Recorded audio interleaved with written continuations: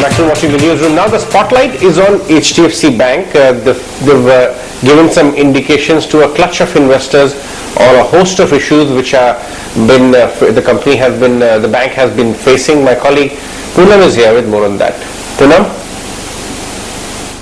Well, Macquarie hosted an investor call with the management of HDFC Bank, and management on COVID waves stated that the near-term delinquencies are likely to rise, but the overall losses would be contained. The check bounce rates have normalized in May after rising in April, and the impact on the supply chain is not as much versus the first wave. Second wave, of course, has had an impact in terms of the rural areas, but SME and corporate book is holding up well. They expect higher delinquencies in the retail book, and especially from the restructured assets as well as from the book that had taken moratorium earlier. But management believes that NPLs will be a timing issue and eventual losses would be low. They are working on war footing to improve the overall technology recovery systems as well as user experience. Audit report has been submitted to the RBI and they are awaiting approval from RBI. They are also on track to implement various deliverables. They are building resilience so that the recovery is faster in an event of an outage, and they are also confident that inability to launch credit cards will not impact profits. They've already migrated to a cloud-based architecture. Macquarie in fact states that the stock is trading at a 15 to 20% discount to the historical averages, and the bank is the bank will be still able to capture market share and deliver high profits, and the current levels are a good level to add to the stock. Thanks very much for that, Poonam. Siji Philip of Axis Securities is here to chat more about the space.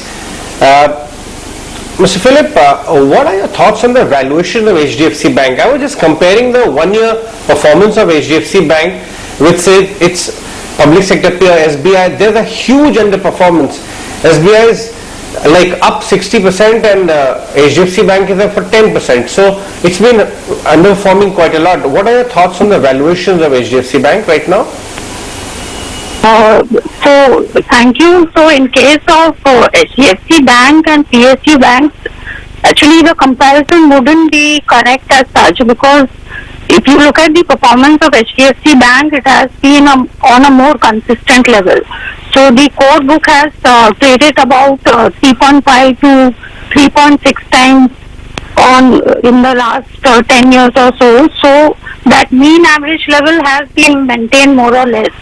So to compare the valuation of HDFC Bank with, say, even for SBI, the performance has picked up quite well in the last year or so, where the asset quality improvement has come in and the performance has improved drastically from that. But in case of HDFC Bank, even in case of a pandemic year, the bank has been maintaining a double-digit loan growth, and asset quality has also been maintained more or less.